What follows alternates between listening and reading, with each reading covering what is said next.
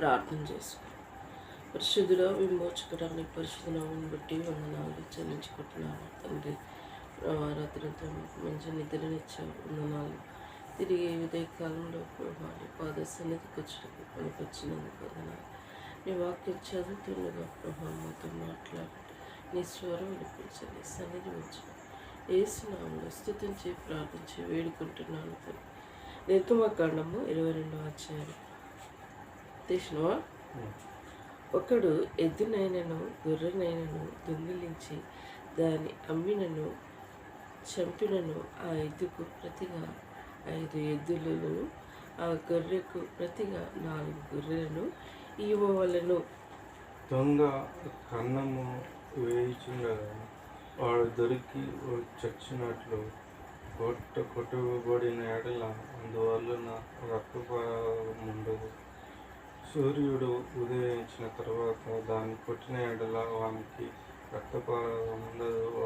వాడు సరిగా సొమ్ము మరలా చెల్లింపవలనని వానికి ఏమీ లేకపోయినా ఎడల వాడు దొంగతనము చేసినందున అమ్మబడవలని. వాడు దొంగిలినది ఎద్దైనను గాడిదైనను గొర్రె అయినను సరే, అది ప్రాణంతో వాని యొద్ద దొరికిన ఎడల 2 అంతలు చెల్లించవలను. ఒకడు చేనునైనను ద్రాక్ష తోటనైనను మొయ్పుటకు తన పశువులను విడిపింపగా ఆ పశువు వేరొకని చేను వేసిన ఎడల అతడు తన చేనులోను మంచిదియో ద్రాక్ష తోటలోని మంచిదియో దానికి ప్రతిగా ఇవ్వాలి. అగ్ని రగిలి ముళ్ళ కంపలు అంటుకొనటం వలన పంట కుప్పైనను పైరైనను చేనైనను కాలిపోయిన ఎడల అగ్ని వడ్డించిన ఆ నష్టము అచ్చుకొనవలెను. ఒకడు సొమ్మైనను సామాన్యమైనను జాగ్రత్తగా పెట్టుటకు తన పొరుగువానికి అప్పగించినప్పుడు అది మనుషుని ఇంట నుండి దొంగిలింపబడిన ఆ దొంగ దొరికిన ఎడల వాడు దానికి 2 అంతలు అచ్చుకొనవలెను. ఆ దొంగ దొరికిన ఎడల ఆ ఇంటి యజమానుడు తన పొరుగువాని పదార్థములు తీసుకుని లేదో పరిష్కారం అవుటకు దేవుని యొద్ద రావాలను. ప్రతి విధమైన దోషమును గూర్చి అనగా ఎద్దును గూర్చి, గాడిదను గూర్చి, గొర్రెను గూర్చి, బట్టిని గూర్చి పోయిన దాన్ని ఒకడు చూసి ఇది నాదని చెప్పిన దాని గూర్చి ఈ ఇద్దరి వ్యాజ్యము దేవుని యొద్దకు తేబడవలెను. దేవుడు ఎవడి మీద నేరస్థ స్థాపన చూచునో వాడు తన పొరుగువానికి 2 అంతలు అచ్చుకొనవలెను.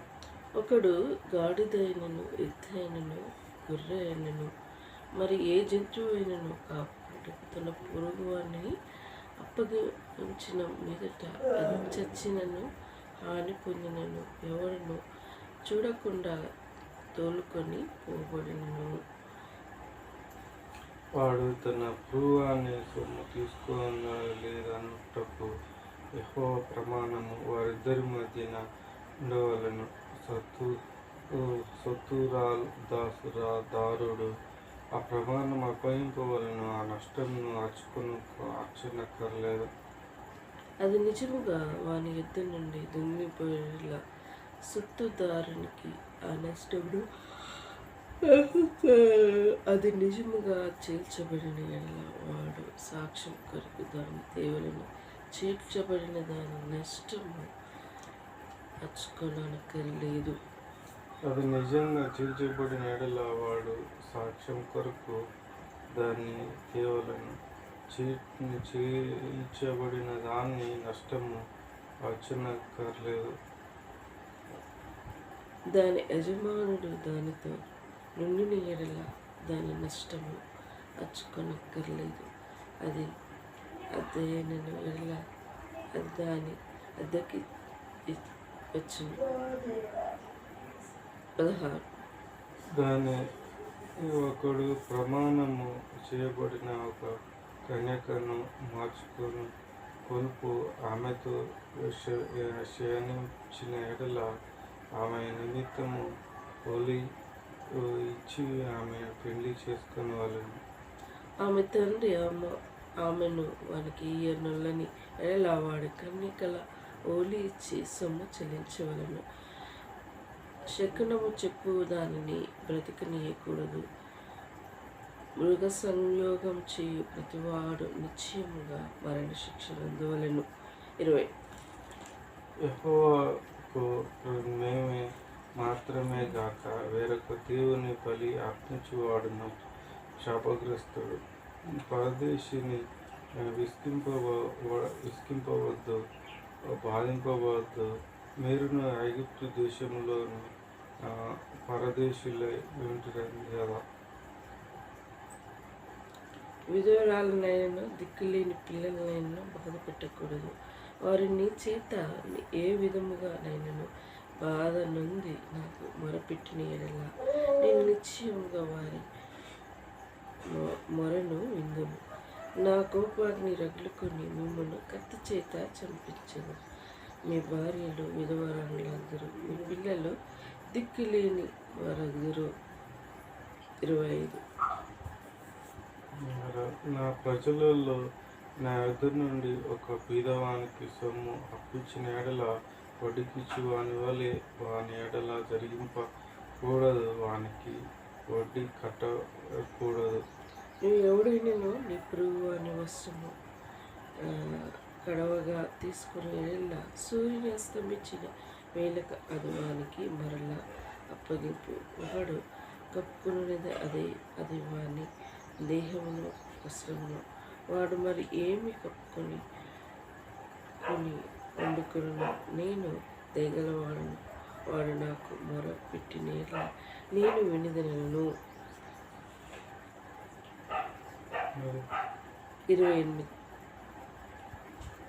నీవు దేవుని విధింపకూడదు, నీ ప్రజలలోని అధికారిని శపింపకూడదు. నీ మొదట సస్య ద్రవ్యములను అర్పింప తూర్పు చేయకూడదు. నీ కుమారులలో జ్యేష్ఠుని నాకు అప్పుకోవాలి.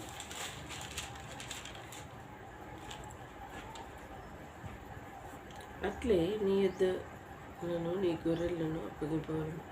7 దినములు అది దాని తల్లి యొద్ద ఉండవలను. 8వ దినమున దాన్ని నాకు ఇవ్వవలను. మీరు నాకు ప్రతిష్ఠింపబడిన వారు కనుక పొలంలోను చేర్చబడిన వంశమును తినక కుక్కకును దానికి పారవేయవలెను. దేవుడి మాటలు దీవించి ఆశ్రయించినగాక. ఈ అధ్యాయంలో చూసుకుంటూ వస్తుంటే మరి మొదటి నుంచి లాస్ట్ వరకు చూసుకుంటే ఒక ఎద్దైనను గొర్రెనైను దొంగిలించిన దాన్ని అమ్మినను చంపినను ఆ ఎద్దుకు ప్రతిగా 5 ఎద్దులను, ఆ గొర్రెలను ప్రతిగా 4 గొర్రెలను ఇవ్వాలి. సో ఇక్కడ మనం ఇచ్చే విషయంలో చూస్తూ ఉన్నాం. ఒక ఇంట్లో ఎవరిదైనా ఒక వస్తువు దొంగిలించిన వ్యక్తి 1కి 2 ఇవ్వాలి. మరి అంతేకాదు ఇంకేంటిది మరి ఎవరి ఇప్పుడు నా ద్రవ్యం ఉన్నదనుకో, నాది వస్తున్నది నీ కాడ పెట్టాను, పెడితే నీ కాడ నుంచి పోయింది. అయితే పోయింది నువ్వు తీసావా లేకపోతే బయట వాళ్ళు వచ్చి తీసారా అది తెలియబడిందాక మరి తెలుసుకున్నాక ఒకవేళ నువ్వే తీస్తే నువ్వు 2 అంతలు 5 అంతలు అలా చెల్లించగలవు. లేకపోతే వేరే వాళ్ళు తీసుకుంటే అది దానికి ప్రతిగా చెల్లించవలనని ఇందులో ఇది మొత్తము దొంగిలించిన దాని గురించి చెప్పబడుకుంటూ వస్తుంది. 1కి 2 అంతలుగా చెల్లించాలి, 1కి 2 అంతలుగా చెల్లించాలి అని ఈ అధ్యాయంలో చెప్పబడుకుంటూ వస్తుంది. దొంగిలించిన వస్తువును మరి కొట్టేసిన వస్తువును దొంగతనం ప్రతిగా ఇవ్వమని ఈ అధ్యాయంలో చెప్పబడుకుంటూ వస్తుంది. మరి దేవుడు మరి లోకరీతిగా పంచాయతీ తీర్మానం చేసినవాడు. అప్పట్లో మన తాత పంచాయతీ తీర్మానం ఎట్లా ఉన్నావు నాకు గుర్తుకుండే. పెద్ద మనుషులు చిన్న తాత వాళ్ళ ఉన్నప్పుడు పెద్ద మనుషులే తీర్పులు చెప్పేది అన్నట్టు. ఏదైనా ఏదైనా నష్టం జరిగినా ఏదైనా గొడవ అయినా ఏం చేసేది, ఎందుకు ఫస్ట్ ఇద్దరిని చెప్పించేది అన్నట్టు. అరే మీ ఇద్దరికి ఎలా గొడవ వచ్చింది నాకు, నువ్వు కరెక్ట్గా చెప్పినావు అనుకో, కరెక్ట్గా చెప్పకుండా దెబ్బలు తిన్నాడు ఆయనకి బాధ ఉంటూనే ఉంటుంది. కాదు కాదు ఆడు ఇట్లా చేసినారని వాళ్ళు చెప్తూనే ఉంటారు. కానీ నువ్వు చెప్పిన దాకా ఇతరులు ఎవరు సపోర్ట్ చేయకుండా ఉండాలని అట్లా ఆలోచిస్తారు. నువ్వు చెప్పుకున్నాక ఆయన చెప్పుకున్నాక ఇద్దరు ఇక పెద్ద మనుషులు తీర్మానం చేసుకొని వాళ్ళకి ఖరీదుగా తీర్మానం చేసుకొని ఒకవేళ నీకు అన్యాయం జరిగితే కుట్టిన వ్యక్తిని జరిమానా అనేది చేసేది.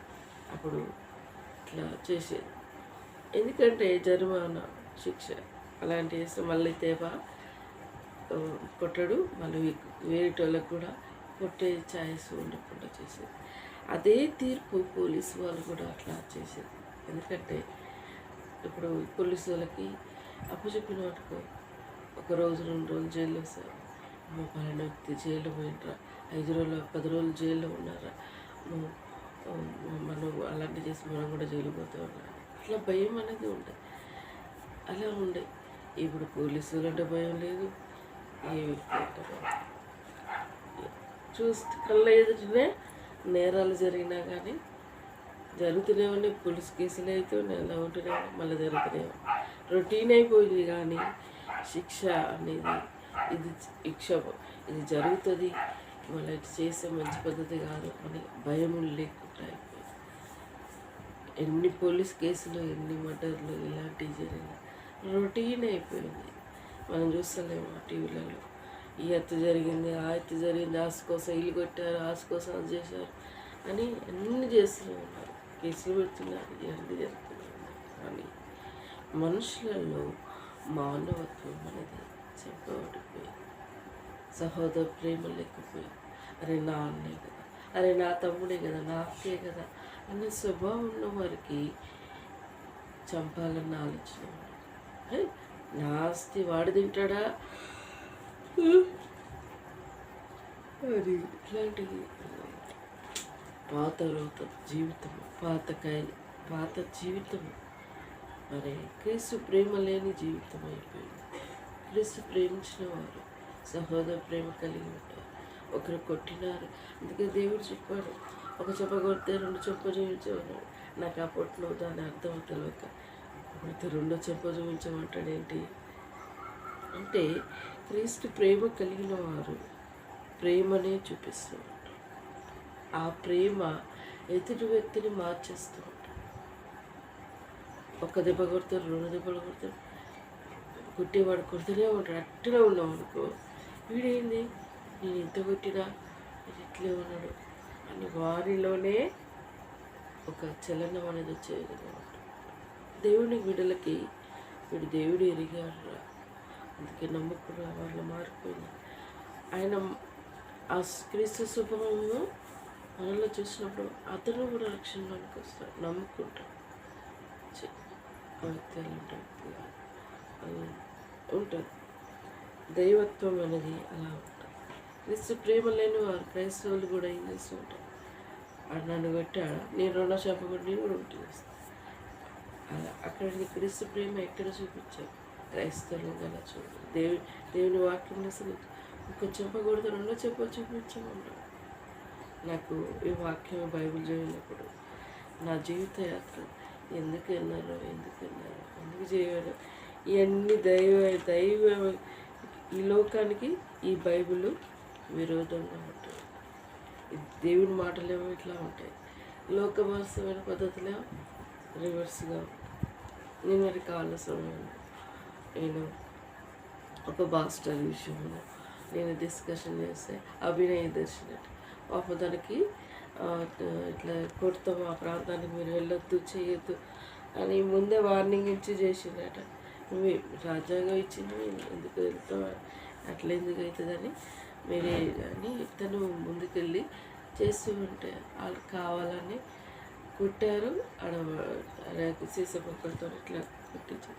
అక్కడ 100 రోజుల పని చేసే వ్యక్తులు ఇక్కడ ఏందో శబ్దం అవుతుందని వచ్చి చూసే వరకే వాళ్ళని చూసి వీళ్ళు వెళ్ళిపోయారట.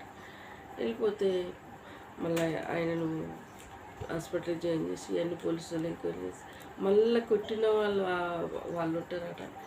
ఏమైనా రీల్స్ చేసి పెట్టారంటే అభినయ దర్శనం ముందే ప్లాన్తోనే మమ్మల్ని పలానా ప్లేస్ కాడికి మేము వెళ్తాము, అక్కడికి రండి రీల్ తీసుకోవడానికి, వీడియో తీసుకోవడానికి చెయ్యండి, ఇట్లా మాకు ఇట్లా చెప్పాడు అని ఆయన రేరుగా రికార్డు చేసి ఇట్లా చూపించుకోండి. ఇప్పుడు ప్రజలు ఎవరిని నమ్మాలి? కొట్టిన వాళ్ళని మాట నమ్మాలా? ఇలా ఈ ముందే ప్లాన్తో ఇట్లా కొట్టమని చెప్పాడు ఈయన అభినయ చేసి అని వాళ్ళు చెప్పింది నమ్మాలి? ప్రజలు మూర్ఖులుగా తయారయ్యారు, నాటకంగా ఎంత భయంకరంగా తయారయ్యారంటే ఒక వ్యక్తిని మనం కొట్టమని ఏ వ్యక్తి అయినా చెప్పుకుంటాడు. ఆయన ఇప్పటి నుంచో అంటారు, ఇలా ఫోన్ కాల్స్ వస్తున్నాయి, నన్ను ఇట్లా కొడుతున్నారు, చంపుతారన్నారు, బెదిరిస్తున్నారు. ఆయన అక్కడ పోలీసు వాళ్ళు ఏమైనా స్పందించారా? స్పందించారు. అక్కడ ఆంధ్రప్రదేశం ఆ దైవజనుని ప్రవీణ్ పగడాల అంత మంచిగా ఉన్న దైవజనుని నా జీవితం మారిపోయింది యేసుప్రభుని నమ్ముకోడు.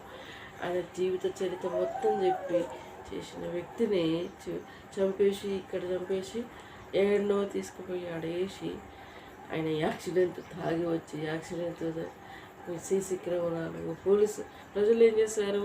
పోలీసులు చెప్పిన మాటే ఆయన చంపేసిన వ్యక్తికి పెద్ద నాయకులు సపోర్ట్ ఉన్నారు అన్న ఆలోచన జ్ఞానం లేకుండా మరి చేశారని ప్రజలు గ్రహించలేకపోయారు.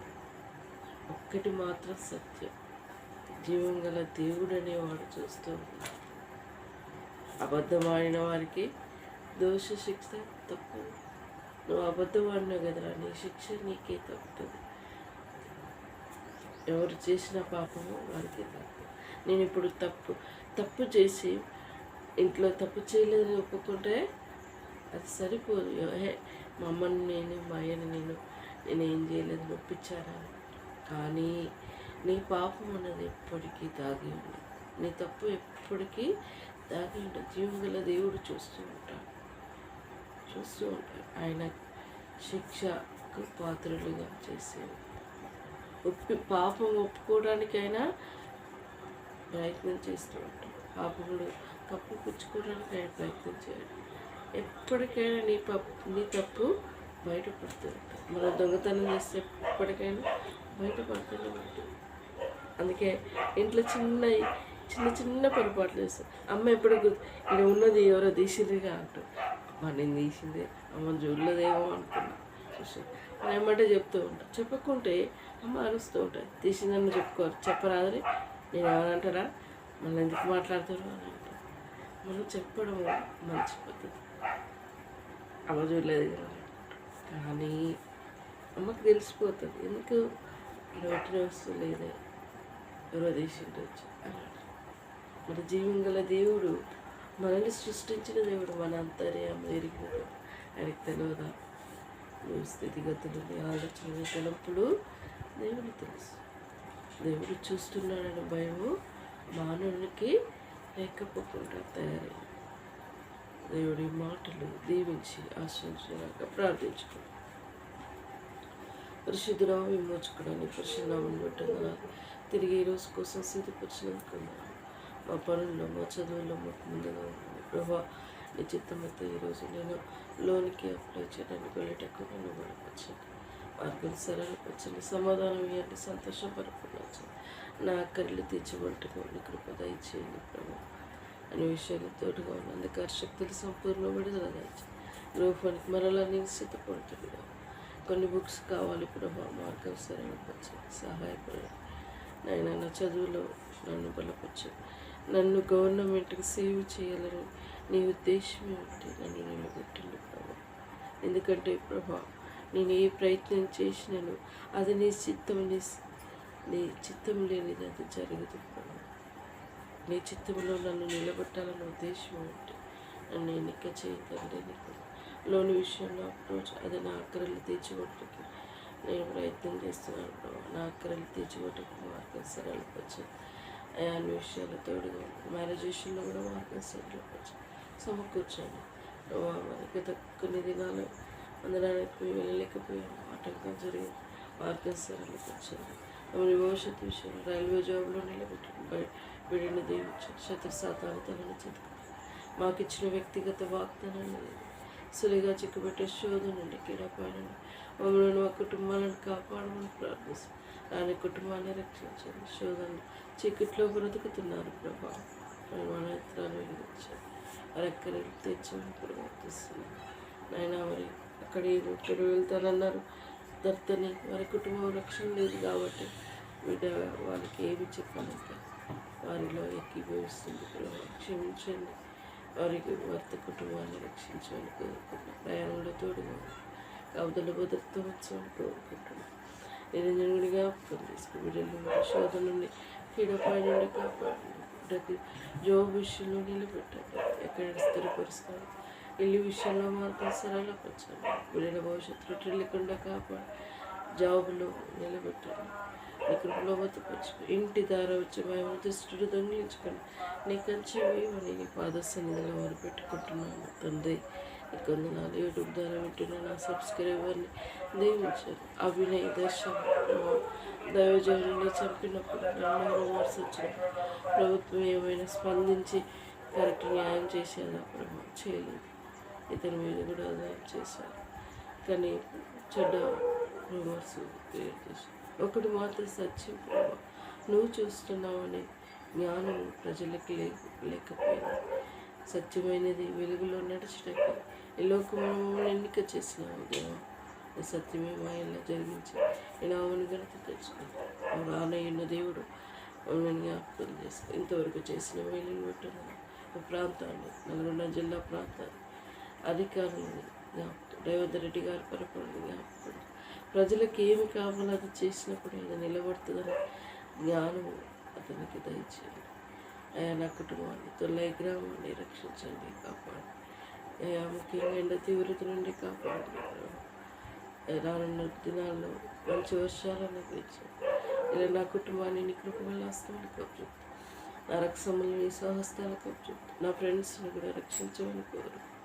నాకు ఇచ్చిన వాక్యాన్ని బట్టి స్థితిస్తాను. నన్ను తగ్గించుకుంటూ నీ నామం హెచ్చించుకుంటాను. ఏసు దివ్యమైన నామంలో అతి వినయంగా వేడుకుంటున్నాను తండ్రి. ఏసు రక్తం నుంచి సెల్వ రక్తం నుంచి ఏసు నా సంపూర్ణ విజయం కలుగును గాక. అపవాది క్రియలు అనంతం నాశనమగును గాక.